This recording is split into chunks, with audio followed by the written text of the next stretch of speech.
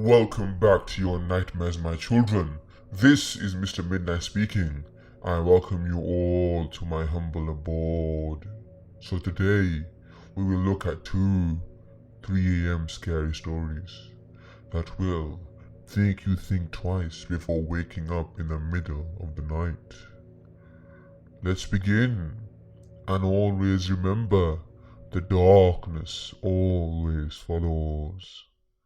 I will now leave you with my narrator, so enjoy. So I'm taking my dog out for a walk at 3 a.m. when I see a young kid riding his bike. Quick preface, I live out in the country in the American Midwest on the edge of a forest. Kind of middle of nowhere farmland. But there's still other houses around, although they are really spread out. Outskirts, I guess you could say, very dark and quiet at night. A few streetlights, but mostly just moonlight. I normally take my dog outside late at night before I go to bed. Nothing fancy. Just a quick walk up and down the road so she can pee before we settle in for the night. Well, tonight around 3 a.m. I'm walking my dog along the edge of the road outside of my house and I see something coming towards me along the side of the road. It's hard to make out at first because, like I said, there's very few streetlights out here. As it gets closer though, I can tell it's a kid riding his bike. He looks like he's 7 or 8 years old. I'm standing there a little bit confused about what a child of this age would be doing riding his bike down the road at this hour of the night. When he gets closer, he stops his bike dead in its tracks and just stares at me. After a few seconds, I speak up. Are you okay? I ask him. He doesn't reply. Just keeps intently staring at me. Kid, do your parents know you're out here this late at night? Again, he just stares at me. You lost? Do you need me to call your parents to come get you? I say as I slide my cell phone out of my pocket. The kid just starts laughing. Not like innocent childish laughter. He is full on laughing, like I am the punchline of some huge cosmic joke. He is laughing the way an adult would laugh, not the way a kid watching cartoons would laugh. It's hard to explain. It just wasn't normal coming from a young boy. I am a bit freaked out at this point and not quite sure what to do. On a dark country road with a 7-year-old kid laughing at me at 3 a.m. in the morning, I decide to make my way back to my house and call the cops to report a missing kid or something. Stay here, okay? I'm going to contact your parents and have them come get you, I tell him. Kid finally breaks his silence. Lucky you're one of the good people, Jacob, the kid says nonchalantly, and then rides off down the road. He knew my name somehow. I watch him ride off into the darkness. Who the hell is ordering pizza to my house at 3 a.m? Okay, so not gonna lie, I'm kind of freaking the F out. This has been happening for the past 3 days and I don't know how to deal with it anymore. Some background. I am from Malaysia. I live alone in a budget apartment. Our country has been on full lockdown for over 2 weeks now, and my basic life schedule is completely messed. I'm usually up all night till the morning of the next day, sleeping during the afternoons to late evenings. Rinse and repeat. This was largely okay for me. Being up at night by myself is invigorating, since it's so peaceful and calm. The air is cooler and the world is quiet. Most of the times I just fool around on the internet, reading and watching videos after getting some work done. However, as I mentioned, starting 3 days ago, I've been getting delivery rides coming to my door at the dead of the night, usually around 3 a.m. The first time it happened, I was startled. Sure, I live alone. It's 3 a.m. Getting knocks on your door after putting on my mask, only to see a guy dressed polo shirt with a cap holding a box of pizza, relaxing a bit. I told the guy, "Wrong house, bro," and tried to shut the door to get back to my business. But he stopped me with a, "Please boss, please." I turned back around. The guy tried to push the door pizza box towards me. "Please sir, take it, your order." I shook my head firmly and said, "No, I didn't order anything. You've got the wrong house, man." But he didn't seem to be listening. He kept repeating, "Please boss, take it, your order," while pushing the box to me. At this point, I kind of figured maybe this guy doesn't understand what I am saying, or maybe he was disabled in some way. So I took the box thinking maybe the delivery address would be on it or something. First thing I noticed, that this wasn't the usual chain store brand like Domino's or Pizza Hut. The logo was just Gab in block letters, which isn't a brand I know of. There was no delivery address tacked on the box. I tried asking for a receipt from the guy, but he just shook his head and said, no receipt," while backing away, ready to leave. I tried to stop him to hand him back the box, but he just wouldn't have it. He left hurriedly, and I ended up with a free box of mystery pizza. Now, I probably should be stoked because it's free pizza, but it's 3 a.m.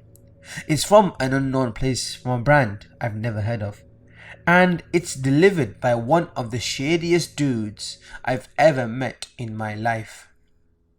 So I did what any reasonable person should do and left it outside my door, thinking I'll just throw it out with my trash in the morning. My sister always told me to never pick up strange things from outside. Easiest way to avoid bringing in any bad luck or trouble, she'd say. After that, I got back on my computer, feeling just a tad weirded out but not really thinking too much of it. Eventually the sun rose and I went outside to take out my trash. When I got outside though, the pizza box wasn't there anymore. It was a little strange, but I just shrugged it off as maybe the janitor or someone throwing it out for me. I proceeded with my day as usual and almost completely forgot about the whole thing. Until the knocking came again. I looked at the time, 2:45 a.m. What the hell? I got up, put on my mask, opened the door. A different guy in the same uniform from yesterday stood in front of me, holding yet another pizza. "Sir, your order please, take it." I shook my head no. No order, it's not mine, wrong house man," I told him. This time I managed to just shut the door behind me before he could stop me. I stood by for a few more minutes, watching the guy out of my peephole. At first, he just stared blankly at the door. After it became apparent I wasn't coming back out, the guy just put the box down in front of my door and walked away. Satisfied, I went back to my desk and sat down, grumbling to myself about how bizarre and annoying it is to have this happen twice. Did some troll find my address and is pranking me? But the guy didn't ask for payment or anything. Is it just to harass me? Who would do that? Why me? Attempts to look up the pizza place returned no result, though it is also possible that it is a roadside business with no online presence. While all these thoughts are swirling in my mind, a realization hits me and I feel my heart stop cold. It's lockdown right now. No restaurant can operate past 8 p.m. How could anyone be delivering food at this hour? Also, riders are not supposed to walk up to the apartment themselves. They are supposed to leave the food at the guardhouse for pickup. So then who the heck was outside of my door? A chill shut down my spine. Internally freaking out, I quickly crawled to my bed, trying to calm my whirling brain. It's probably nothing. I didn't take the pizza in, and I didn't eat it either. If it happens again, I'll just get security and call the cops. It's gonna be okay. This is real life. This is real life. I repeated silently in my heart, with my eyes squeezed shut, until I finally drifted off to sleep. Day 3. 9 p.m. I wake up and go through my routine, nervously keeping an eye on the time. I tried my best to get my work for the day done, but it was impossible to focus. I kept waiting anxiously for the knocking to come. The clock ticked away. I stared at my computer, desperate for distraction. 2:25 a.m. Bang, bang, bang. Boss, your order, boss. Please, take it. Your order, boss. I froze in my seat for a solid 5 minutes, staring at the door. Bang, bang, bang. Boss, your order, your boss. Boss, your order, boss. I continue to wait without making a sound until the knocking stops. I can't say for sure how long it went on, maybe 10 minutes or so. I kept waiting. The silence stretches on. It's an abrupt change from the incessant knocking just a few minutes prior. I glance at the clock on my computer. 2:55 a.m. It's been 30 minutes since the first knocks. Gathering all of my courage, I stepped quietly towards the door and peeped out of the peephole, hoping it's all just a big misunderstanding. It's all just a simple mistake, and whoever was outside the door has left like a normal person. But to my absolute horror, the guy was still there, standing straight and staring blankly at my door, holding the pizza box. I gaped in shock. All of a sudden, as if sensing I was there, the guy snapped his head up and stared straight back at me through the peephole. I got so startled, I almost fell backwards. He has no eyes. This guy or thing has no bloody eyes. It's just two gaping eye sockets where the eyeball should be. I stare on, frozen in shock. Slowly his lips started to quirk upwards, curving into a smile so wide it looks downright unnatural. Then, in a cheery voice, bordering excitement, he says, "Saya taho yo ada katsana." This time, I fell back with a loud thud and a yell. I scrambled away from the door as fast as I could, backing into the corner of the room, while keeping an eye on the door. This is when the banging started. Bang, bang, bang, bang. Boss, your order, boss. Your order, boss. Bang, bang, bang, bang. The thing outside kept repeating cheerily in between the non-stop banging. To say I was gonna shit my pants was a major understatement. I was ready to die on the spot, quite frankly, and honestly saw no other way out of this at that moment. I kept my eyes closed, hooded in the corner of the room, just thinking, this is it. I am gonna bloody die. This is it. Suddenly, a loud, angry yell came from next door. Who the hell is making all that noise? I hear thudding footsteps and the sound of my neighbor's door opening. There's a pause. Then it's back to silence. There's no more banging, no more cheery voice repeating, "Your order, boss, your order." I hear my neighbor's door shut and footsteps retreating. Shakily, I stood up and walked to my bed. I curled up under the covers with my eyes shut tight. But sleep didn't come. My entire body was on alert, dreading when the thing will come back knocking, calling me in that cheery voice. Racked with fear and anxiety the entire night, I was still absolutely exhausted when the first rays of sunlight peeked into the room through the window blinds. I checked the time. 6:30 a.m. I crawled out of bed, got dressed and walked down to security. I explained what happened these past 3 nights to the guards, leaving out the fact that what I saw could be inhuman. I suppose I was still clinging to some hope that it was a mistake, that my imagination got the better of me, and his empty eye sockets were just a slight trick of the light. However, after listening to my explanation, the god just gave me a look of confusion and doubt. He tells me that nobody has been allowed up to the complex as per the rules, and even offered to show me the security footage when he saw how scared I looked. When the footage rolled, I can feel the blood draining from my face. It's just as the god says. No one was allowed into the complex at the time of the incidents. As a matter of fact, no one was shown outside my door either. There was nothing I could say. I just thanked the god and headed back to my room. Could I be hallucinating? That could be it. Maybe this lockdown schedule is messing up my brain more than I can take. I thought to myself as I trudged upstairs. As I was about to open the door to my room, however, the next door neighbor steps out. He shoots me a glare and says, "Hey man, what the F was making all that noise at your door yesterday, huh? Don't you have any effing manners? Don't you know 3 a.m. is when people are freaking sleeping? If it happens again, I'll report you, man," before slamming his door shut. He heard it too. He actually heard it. It's real. It's bloody real.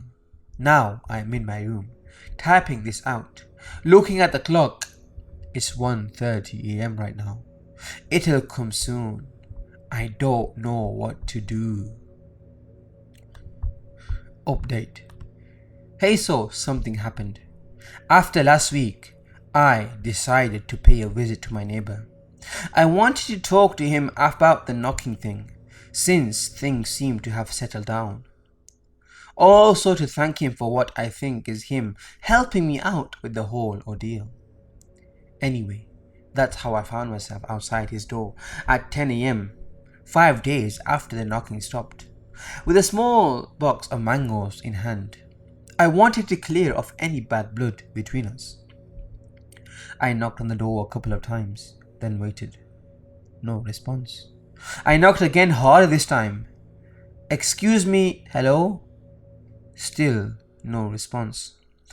At this point, I just assumed he was still asleep. Like I said, lockdown schedule really be bloody effing with us all. I got ready to leave, thinking I'll just come back in this evening or something.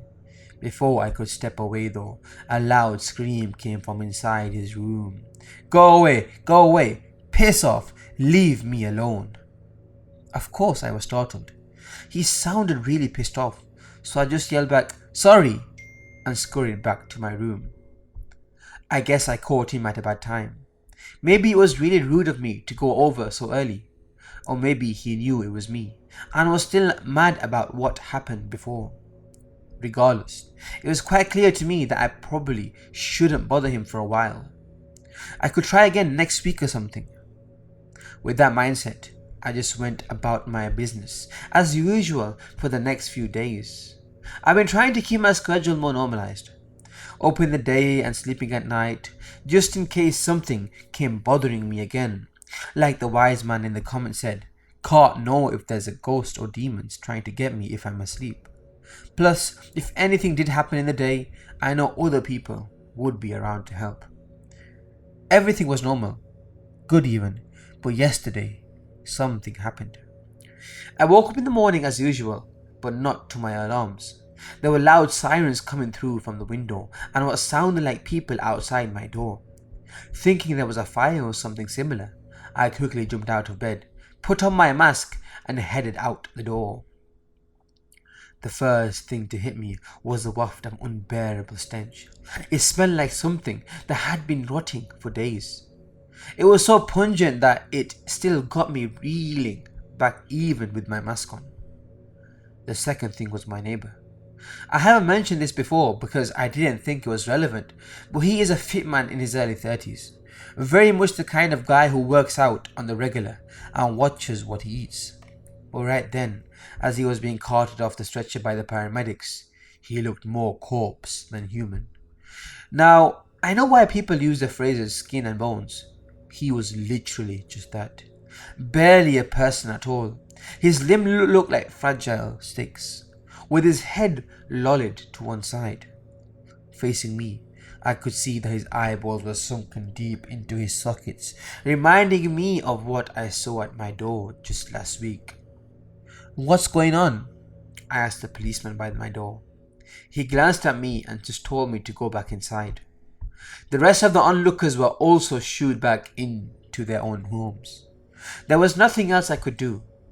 I went back inside, tried to calm down and go about my day as usual. But I just couldn't get the image of my neighbor, what was essentially just his bones on the stretcher, out of my mind. What the hell happened? Is he dead? That's all I thought about for the rest of the day. When night came, I couldn't even sleep. The whole thing's got me paranoid again, and my mind was in overdrive. I can't help but think that what happened to my neighbor had something to do with me. Or more precisely, the thing. I mean, it makes sense, doesn't it? The thing stopped bothering me the day after my neighbor yelled and went outside. Did that thing make him like that? Is it my fault? I tossed and turned all night, feeling worse and worse by the minute. In the end, I couldn't even feel safe lying down, so I sat up and just stared at the door again. It's like I was back to last week, full of dread and anxiety. The clock kept ticking, and I kept watching, just squirming and staring, waiting and waiting until daybreak.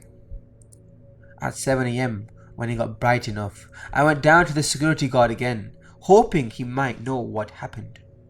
I am not sure if it was good luck that he did know. Turns out my neighbor has been starving himself for almost 5 days inside his house. It was just pure luck that the cops managed to get to him in time. His brother had asked for a checkup since he hasn't been answering his phone and hasn't been showing up for work. Why the hell was he starving himself? No one knows but him.